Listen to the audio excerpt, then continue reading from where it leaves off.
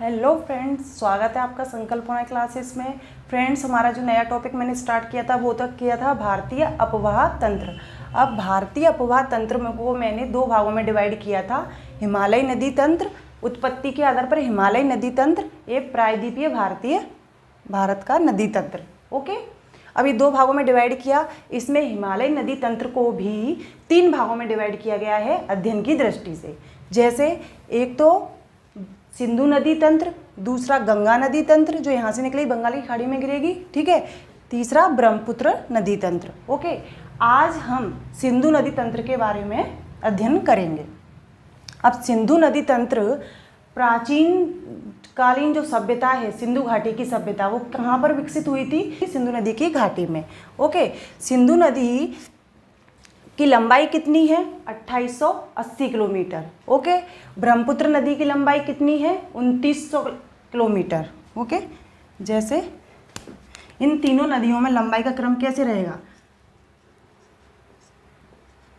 ब्रह्मपुत्र लंबाई कितनी है? 2900। ठीक है, सिंधु की लंबाई है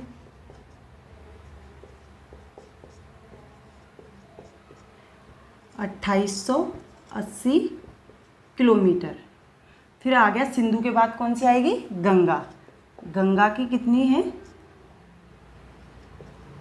गंगा नदी की लंबाई 2525 किलोमीटर। ओके, ये तीनों नदियों की लंबाई है, जिसमें क्या है? ब्रह्मपुत्र, सिंधु, गंगा। सिंधु नदी तंत्र की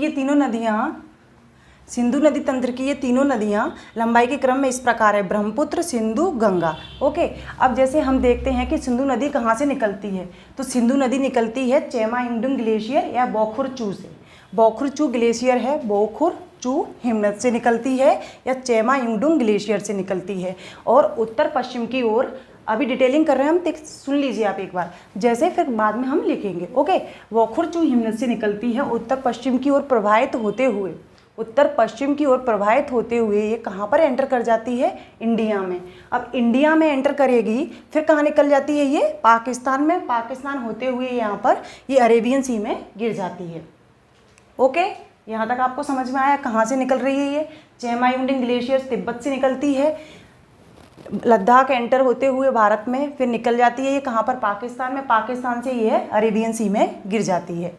ओके, अभी जैसे ये इसको बोखुरचू हिमनद से निकलती है तो इसको क्या बोलते हैं? सिंधी खम्मन बोलते हैं। कहाँ पर? तिब्बत में। सिंधु नदी को सिंधी खम्मन बोलते हैं, जिसका अर्थ होता है लद्दाख के शेर का मुख या सिंह का मुख। ओके, अब ये जहाँ पर कहाँ से एंटर करेगी इंडिया में?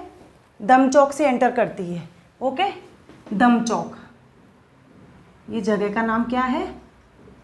दमचौक। दमचौक से एंटर करती है ये इंडिया में। ठीक है, दमचौक से एंटर करने के बाद कहाँ? अभी जैसे पुराने अगर उससे देखा जाए, जैसे इंडिया का अभी यूनियन टेरिटरी बनने के बाद में जम्मू कश्मीर 370 धारा हटी, जम्मू कश्मीर लद्दाख को यूनियन टेरिटरी बना दिया गया, जिसमें लद्दाख सबसे बड़ी यूनियन टेरिटरी है। ठीक है, जिसका लेह सबसे बड़ा जिला है। ओके, तो अभी ये कहाँ एंटर करेगी? जम्मू कश्मीर में एंटर ना करके कहाँ कर रही है? कौन सी यूनियन टेरिटरी में कर रही है? ये केंद्र शासित प्रदेश में कर रही है। ये सिंधु नदी किस केंद्र शासित प्रदेश में एंटर करेगी? लद्दाख में। फिर लद्दाख से ये नदी गिलगिट, जो कहाँ पर है? पीओके में आता है। कहाँ आएगा? अभी पीओके वाले पार्ट में, लद्दाख में ही आता है, चिल्हास के निकट। चिल्हास के निकट यह भारत कहाँ पर एंटर कर जाती है? पाकिस्तान में। ओके, चिल्हास के निकट यह पाकिस्तान में एंटर कर जाती है, फिर पाकिस्तान से होते हुए यह अरेबियन सी में गिर जाती है। अब जैसे ये सिंधु नदी किन दो श्रेणियों के मध्य बह रही है? इंडिया में किन दो श्रेणियों के मध्य बह रही है? हिमालय की जो श्रेणियाँ किन के मध्य बह रही है? ये लद्दाख श्रेणी हो गई। ओके फ्रेंड्स, ये लद्दाख है, लद्दाख श्रेणी, और यहाँ पर ये जास्कर श्रेणी। लद्दाख और जास्कर श्रेणियों के मध्य में ये बहती है और जाकर के चिल्हास के गिलगिट, चिल्हास के निकट ये गार्ज बनाती है, महाखंड का निर्माण करती है, जिसको क्या बोलते हैं? गार्ज बोलते हैं। गिलगित में जो गार्ज है उसको क्या बोलेंगे, गिलगित गार्ज बोल सकते हैं, सिंधु गार्ज बोल सकते हैं, या बुंजी गार्ज भी बोलते हैं। तीनों गार्जों के नाम हैं, सिंधु गार्ज, देखिए सिंधु गार्ज का निर्माण करते हुए कहाँ पर, चिल्हास के निकट पाकिस्तान में एंटर हो जाती है। चूँकि फ्रेंड्स एक नदी कोई एक अकेली नदी नहीं होती है, उसकी ढेर सारी सहायक नदियाँ होती हैं। चूँकि ये सिंधु नदी तो बड़ी नदी है तो इसकी तो बहुत सारी सहायक नदियाँ होंगी, तो ये सहायक नदियों से भी क्वेश्चंस पूछे जाते हैं। ट्रिब्यूटरी बोलते हैं सहायक नदियों को, ट्रिब्यूटरी। ओके, तो जैसे ये यहाँ से निकल रही है, जैसे निकलते हुए जा रही है कहाँ पर, इंडिया में, डमचौक से इंडिया में एंटर हुई, लद्दाख में। तो नदी का जो दाहिना और बाहिना तट होता है, दोनों से नदियाँ आकर के मिलेंगी। तो ये नदियाँ पूछी गई हैं कि दाहिने तट से नदी कौन सी मिलती है, बाएं तट से कौन सी नदी मिलती है। इसके ऊपर क्वेश्चंस पहले आ चुके हैं, तो इसको हमको ध्यानपूर्वक पढ़ना पड़ेगा। ओके, जैसे मैंने ये फ्रेंड्स ये नदी बनाई है यहाँ पर बीच, देखिए आपको लद्दाख और जास्कर श्रेणियों के मध्य में ये नदी जा रही है बहते हुए। तो इसके दाहिने और बाहिने तट पर नदियों का क्रम किस प्रकार रहेगा, उनका नाम हमको याद रखना है। जैसे देखिए नदी का जैसे फ्लो ऐसा है, ये नदी है, इस तरीके से फ्लो हो रहा है। ओके, अब जैसे हमारा हैंड कहाँ है, राइट हैंड कौन सा है, ये, तो ये हो गया दाहिना। ठीक है, अगर हम प्रवाह की दिशा में खड़े होते हैं ऐसे, तो राइट हैंड कौन सा है, ये है, तो ये हो गया दाहिना और ये हो गया बायां। ओके, इसको बोलेंगे राइट और ये लेफ्ट। ओके, तो जैसे दाहिना और बायां, ये मैंने आपको, जिनको समझ में नहीं आए दाएं बाएं में कंफ्यूज हुए, क्योंकि दाएं बाएं में कंफ्यूज होने के कारण अगर नदियों का क्रम आपने सेट करके क्वेश्चन पूछा कौन सी दाएं किनारे की कौन सी बाएं किनारे की, तो पूरा क्वेश्चन गड़बड़ हो जाएगा छोटी सी मिस्टेक के कारण। तो ये कन्फ्यूजन हमको बिल्कुल भी नहीं होना चाहिए, कहाँ दाहिना है कहाँ बायां है। ओके,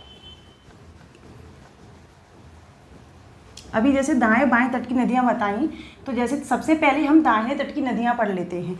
तो दाहिने तट की नदियाँ कौन सी कहलाएंगी, कौन कौन सी नदियाँ होंगी, ये जो सियाचिन ग्लेशियर के पास से निकलते हैं, काराकोरम श्रेणी से कौन कौन सी नदी निकलती है, मैं वहाँ जगह कम होने के कारण देखिए यहाँ आकर ऐसे मिलेंगी। क्या नाम है इस नदी का, श्योक। श्योक, श्योक नदी की सहायक नदी कौन सी है, नुब्रा। नुब्रा, श्योक नुब्रा। नुब्रा नदी सियाचिन ग्लेशियर के एक पार्ट से निकलती है जिसको बोलते हैं रीमो ग्लेशियर है, रीमो ग्लेशियर से निकलती है और किस नदी में मिल जाती है जाके, श्योक नदी में। और श्योक नदी कहाँ जाकर के मिलती है, सिंधु नदी में। तो ये कौन सी नदी हो गई, ये श्योक नदी हो गई, जाकर के किस में मिल गई, ये सिंधु नदी जो जा रही है उसमें मिल गई। कहाँ से, दाहिने दाहिने तट पर। ओके, श्योक नदी मिली, श्योक की सहायक नदी थी नुब्रा, तो श्योक और नुब्रा दोनों ही किसकी सहायक नदी कहलाएंगी, सिंधु नदी की। ओके, सिंधु नदी की सहायक नदियाँ कहलाएंगी श्योक और नुब्रा। फिर इसके बाद में यहाँ पर हुंजा नदी है, हुंजा। हुंजा नदी ऐसे ऊपर से आती है और मिलती है इसमें, इसका नाम क्या है, हुंजा। हुंजा नदी भी दाहिने तट की ही नदी है। हुंजा के बाद यहाँ पर गिलगित आता है, जो गिलगित किसके पार्ट है, ये पीओके वाला पार्ट है, तो गिलगित नदी भी गिलगित बोलते हैं, गिलगित बोलते हैं। जैसे हुंजा, गिलगित, ये दोनों ही नदियाँ किस में मिलती हैं, हुंजा गिलगित, ये आके सिंधु नदी में मिलती हैं। कहाँ से, दाहिने तट से। ओके, दाहिने तट से। ये तो इंडिया के अंदर आकर के इसमें मिलने वाली सहायक नदियां हैं। ठीक है, इसके अलावा भी पाकिस्तान से भी कुछ नदियां मिलती हैं, जैसे पाकिस्तान में मिलेगी कुर्रम, गोमल, ये पाकिस्तान की हैं, पाकिस्तान। ओके, और ये भारत की हैं, पाकिस्तान और ये भारत। कुर्रम, गोमल, तोची, काबुल। काबुल नदी तो वैसे पाकिस्तान में आकर मिलती है, पर आती अफगानिस्तान से है। ओके, यहाँ से आएगी अफगानिस्तान से, और टक सिटी के पास क्या किस में मिल जाती है, सिंधु नदी में। कहाँ से, दाहिने तट से। ओके, दाहिने तट से मिलती हैं ये सारी नदियाँ जो मैंने लिखा है, दाएं तट की नदियाँ।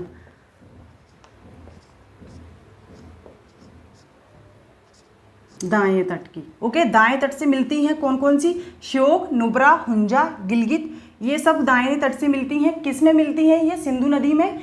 ओके, फिर इसके बाद आती है पाकिस्तान में कुर्रम, गोमल, तोची, काबुल। ये नदियाँ कहाँ मिलती हैं? ये सिंधु नदी में मिलती हैं, पर पाकिस्तान में मिलती हैं। ओके, पाकिस्तान की ज़्यादातर नदियाँ मोस्टली किससे निकलती हैं? सुलेमान हिल से। ओके, सुलेमान हिल कहाँ पर है? यहाँ पर। ओके, यहाँ समझ लीजिए नदी ये है तो यहाँ होगी सुलेमान हिल, यहाँ से आकर के मिलती हैं। अब यहाँ पर देखिए, यहाँ अटक सिटी है, अटक सिटी, अटक भी बोलते हैं, अटक, अटक सिटी। अटक से ही सिंधु नदी कहाँ एंटर करती है? मैदानी क्षेत्र में। पहाड़ी क्षेत्र को छोड़ करके कैसे आ जाती है? मैदानी क्षेत्र में। ओके, अब अटक से मैदानी क्षेत्र में आने के बाद में इधर जैसे देखें तो यहाँ इस्लामाबाद होगा, इधर ये रावलपिंडी। ओके, तो ये अटक से होते हुए यहाँ आ जाती है और फिर सीधे सीधे चलते हुए कहाँ जाएगी? ये अरेबियन सी में गिर जाएगी। कहाँ से? कराची से। अब हमने सिंधु नदी के बाएं तट की, दाएं तट की नदियाँ पढ़ ली हैं। अब हम बाएं तट की नदियों के बारे में पढ़ेंगे। ओके, इनको आपको नदियों को याद रखना है, बस इनके बारे में थोड़ा पता होना चाहिए आपको कि कौन कौन सी नदी है, किसकी सहायक नदियाँ, ये मालूम होना चाहिए। कहाँ से निकल रही है इनके बारे में इतनी डिटेलिंग नहीं आएगी। ओके, अब इसके बाद हम आते हैं कि जो सिंधु नदी की वो बहुत इम्पॉर्टेंट है अपनी एग्ज़ाम के पॉइंट ऑफ व्यू से। कौन कौन सी? जो बाएं तट की नदियां हैं, जो बाएं तट की सहायक नदियां हैं वो, जैसे जिसमें क्या है? पंचनद। पंचनद, पंचनद में कौन कौन सी नदी आएंगी?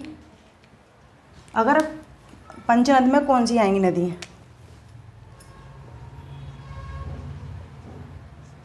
पंचनद में कौन कौन सी नदी आएगी? झेलम, चिनाब,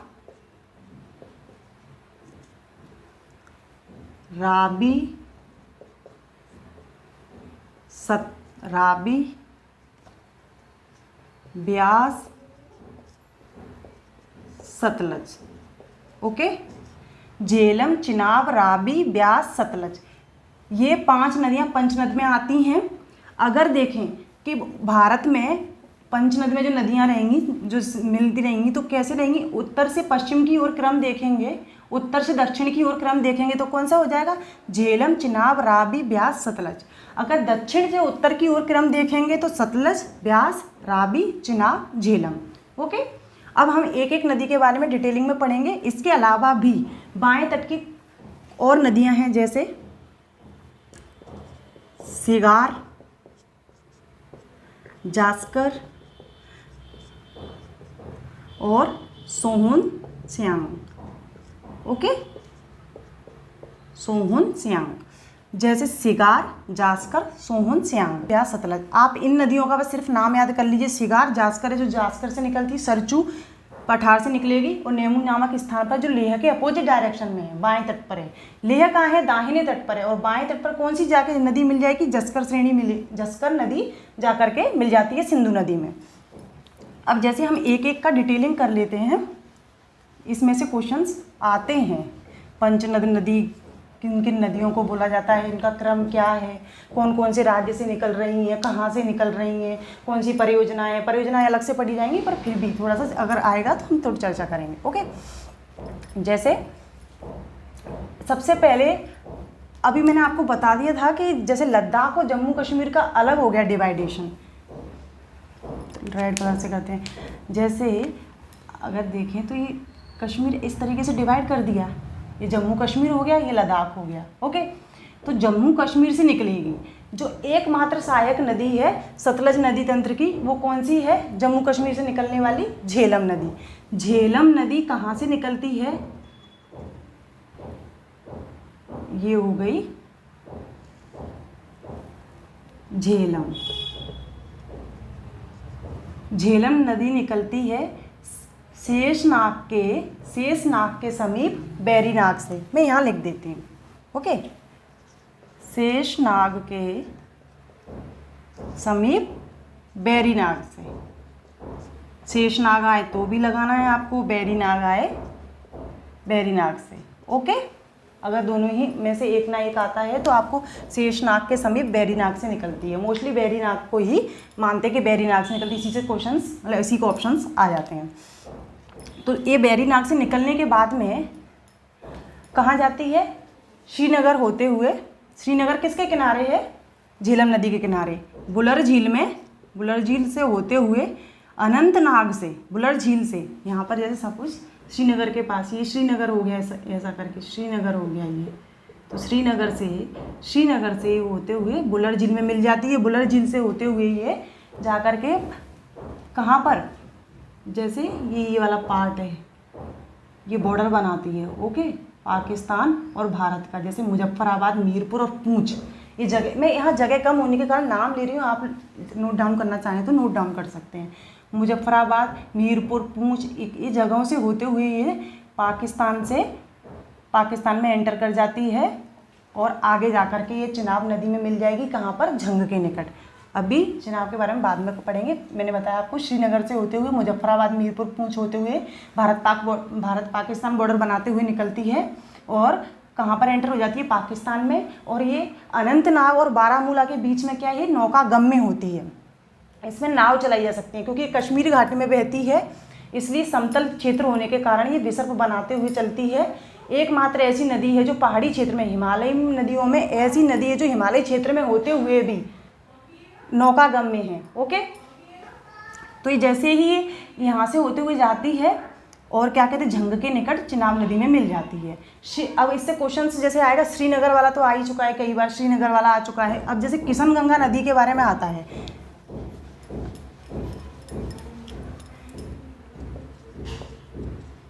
किशन गंगा नदी, किशन गंगा नदी किसकी सहायक नदी है?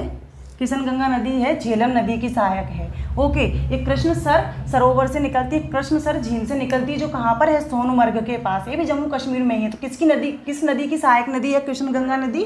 झेलम नदी की। इस पर ही किशन गंगा परियोजना चलाई जा रही है। ओके, किशन गंगा नदी से संबंधित क्वेश्चन आ चुका है पहले, इसलिए आप लोग याद रखिएगा। इसके अलावा अब आते हैं हम पंचनद का, झेलम का पढ़ लिया हमने, अब पढ़ेंगे चिनाब। फ्रेंड्स, मैं आपके सामने ही इसको ड्रॉ कर रही हूँ क्योंकि जिससे आपको कन्फ्यूजन ना हो बिल्कुल भी।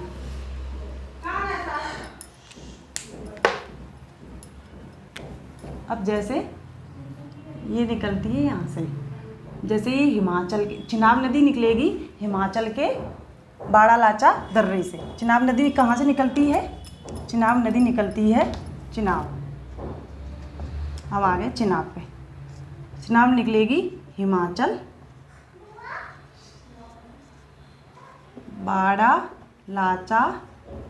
बाड़ालाचाला दर्रे से। ओके, बाड़ालाचाला दर्रे से निकलती है चिनाब नदी, और चिनाब नदी की दो धाराओं में निकलती है, चंद्र और भागा। चंद्र और भागा के नाम से निकलती है। चंद्रभागा केमांग के निकट तंडी में दोनों मिल जाती हैं और चिनाब नदी के नाम से जानी जाती है। चिनाब नदी को आगे जा कर के कहाँ एंटर हो जाती है चिनाब नदी? जम्मू कश्मीर में एंटर हो जाती है। जम्मू कश्मीर से होते हुए किश्तवाड़ टाउन से ये हेयरपिन बैंड बनाते हुए, हेयरपिन टर्न लेगी, किश्तवाड़ टाउन से हेयरपिन बैंड बनाते हुए पाकिस्तान में एंटर हो जाती है। ओके, ये कौन सी नदी है? चिनाब। चिनाब को चिनाब भी बोला गया है और चेनाब भी बोला जाता है। ओके, आप ड्रॉ करते जाइएगा साथ ही साथ में।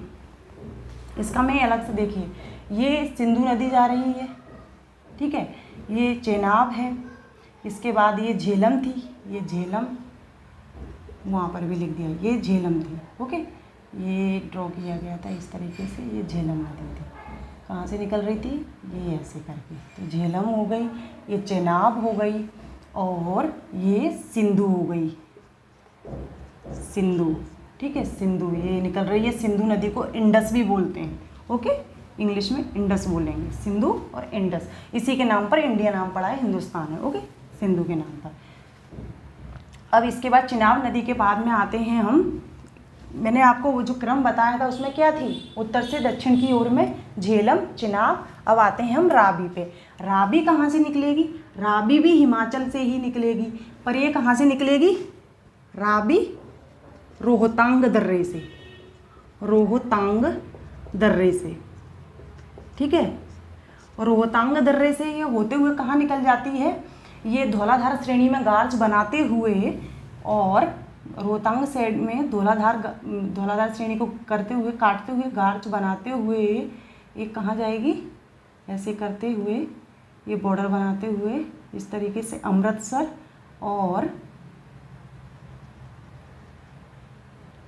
अमृतसर होते हुए ये कहाँ चली जाती है, ये पाकिस्तान में, कराची में, सॉरी पाकिस्तान में एंटर करती है। ओके, कराची में नहीं, पाकिस्तान में एंटर कर जाती है। अब इसके बाद आती है, रावी के बाद आएगी ब्यास नदी।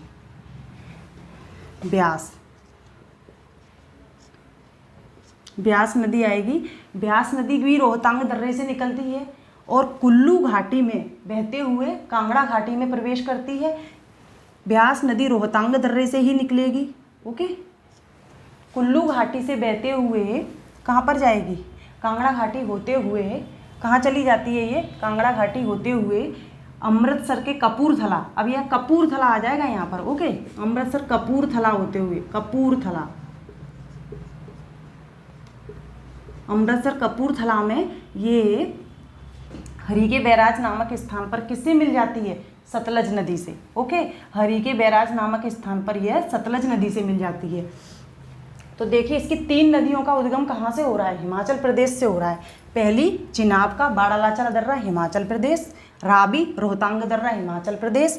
तीसरी ब्यास नदी, रोहतांग दर्रा, हिमाचल प्रदेश। अब ये जो रोहतांग दर्रे की जो कौन सी नदी है, ब्यास नदी। ब्यास नदी ही एकमात्र ऐसी नदी है जो सिंधु नदी की सहायक नदियों में एकमात्र, पंचनद में ऐसी नदी है जो पाकिस्तान में एंटर नहीं कर रही है फ्रेंड्स। ये हरीके नामक स्थान पर कपूरथला में किसमें मिल जाती है, सतलज नदी में मिल जाती है। तो अब इसकी एकमात्र और लास्ट वाली नदी कौन सी बची है, सतलज।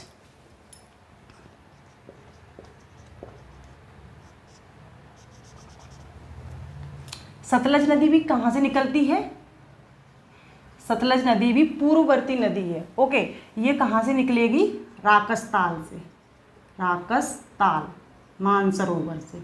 ओके, राकसताल मानसरोवर से निकलती है सतलज नदी। सतलज नदी पूर्ववर्ती नदी है, चूंकि हिमालय के उत्थान से पहले थी तो यह गार्ज बनाकर एंटर होगी कहाँ पर, इंडिया में। इंडिया में गार्ज बनाती है। यहाँ पर कौन सा गार्ज है, सॉरी गार्ज बना करके निकलती है और किसी दर्रे से पास से प्रवेश करती है, तो उसका नाम क्या है, सीपकीला गार्ज, सॉरी सीपकीला दर्रा।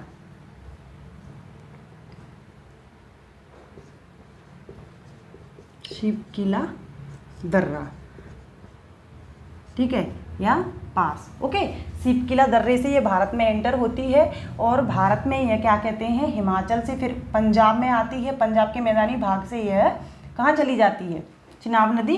फिर पंजाब के मैदानी भाग से यह सतलज नदी निकलते हुए पाकिस्तान के लाहौर में एंटर कर जाती है।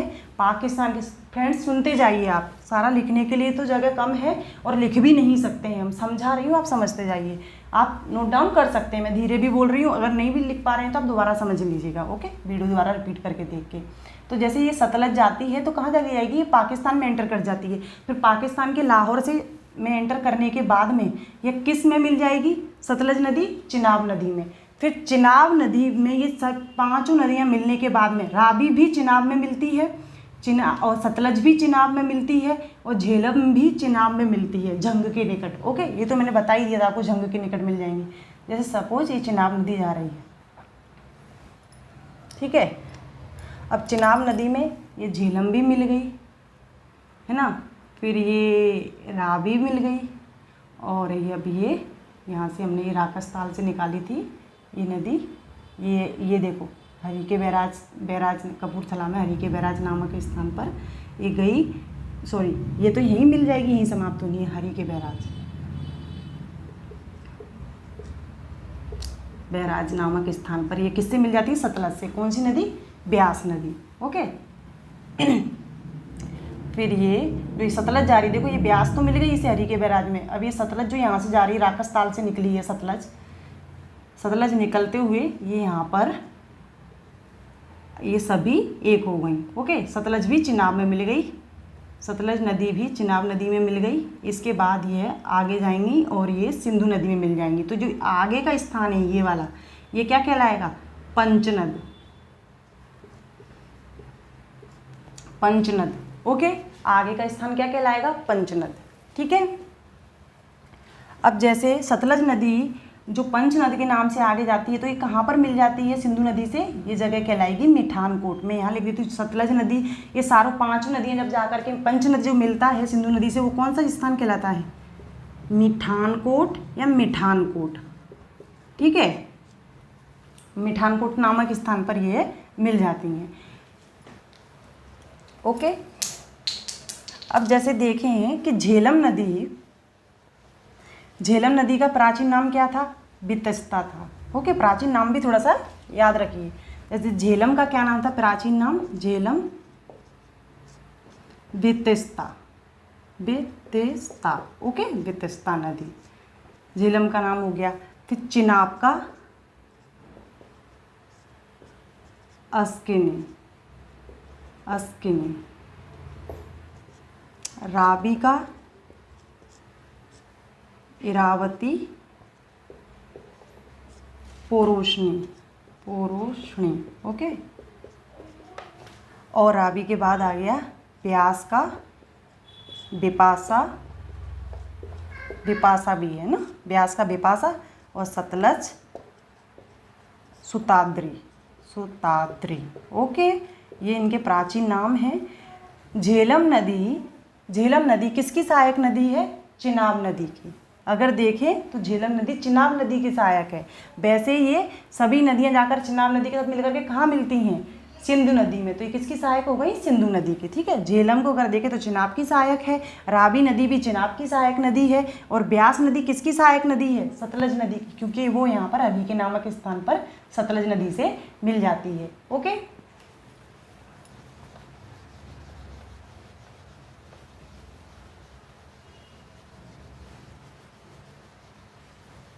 अगर फ्रेंड्स, अगर आज के करंट के उसके पॉइंट ऑफ व्यू से अगर एग्जाम में पूछा जाता है करंट के अनुसार, तो देखिए दोस्तों, अगर सिंधु नदी अब लद्दाख मतलब उसमें राज्य में बहती है, लद्दाख राज्य में, जिसको यूनियन टेरिटरी बोले, केंद्र शासित प्रदेश, लद्दाख केंद्र शासित प्रदेश में बहती है।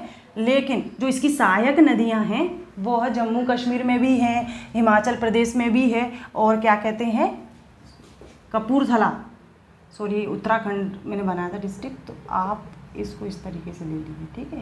ये हिमाचल बनाया मैंने। अब जैसे मैंने ये इसको बनाया था, तो जैसे ये था हिमाचल, फिर ये मानसरोवर झील थी, यहाँ से राकसताल, बोकुड़चू, हिमनद, ये इसको निकाला मैंने यहाँ पर सिंधु नदी को, ठीक है। फिर डैम चौक से एंटर हुई, चिल्हास से निकल गई, इसने बुंजी गार्ज बनाया है यहाँ पर गिलगिट के पास में। ओके,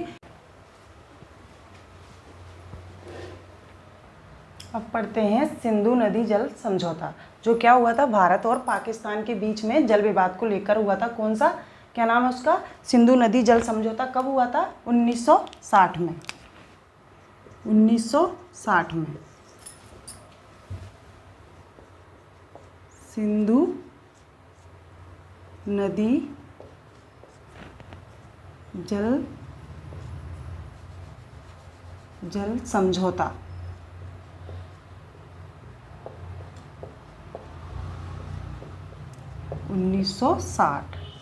ठीक है, ये दो कंट्रीज़ के बीच में हुआ था, भारत और पाकिस्तान के बीच में। इसमें क्या हुआ था कि जो नदी में जल का बंटवारा है किस आधार पर किया गया था? जो ऊपर की 3 नदियां हैं, ऊपर की कौन कौन सी 3 नदियां हैं?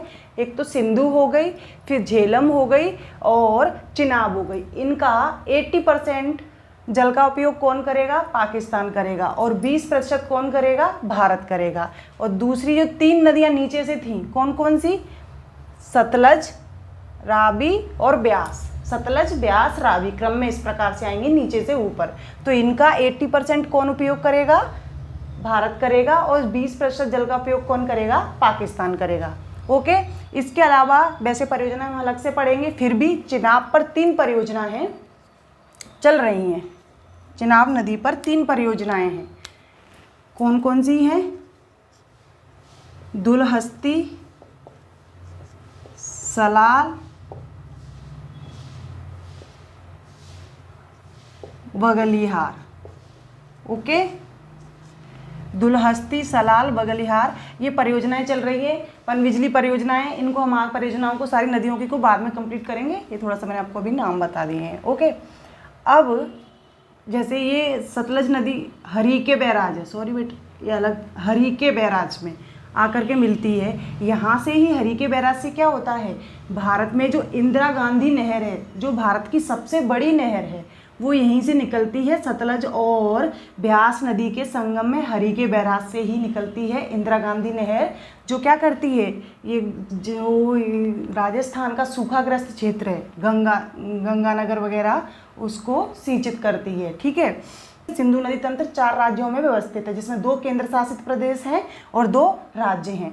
जैसे 2 केंद्र शासित प्रदेशों में कौन से आ जाएंगे, जम्मू कश्मीर आ जाएगा और लद्दाख आ जाएगा। ठीक है। उसके बाद आ जाएगा पंजाब और हिमाचल प्रदेश। ओके फ्रेंड्स, ये आज का टॉपिक हमारा पूरा हो गया सिंधु नदी जल तंत्र के ऊपर। सिंधु नदी जल तंत्र पूरा कंप्लीट हो चुका है। इसके बाद हम हिमालय नदी तंत्र में दूसरा जो टॉपिक रहेगा हमारा रहेगा वो गंगा नदी जल तंत्र। ओके। अब जो गंगा नदी तंत्र पढ़ेंगे हम, उसको नेक्स्ट क्लास में कंप्लीट करेंगे। आपको अगर ये क्लास अच्छी लगी हो तो प्लीज़ लाइक और सब्सक्राइब करें। Thank you so much.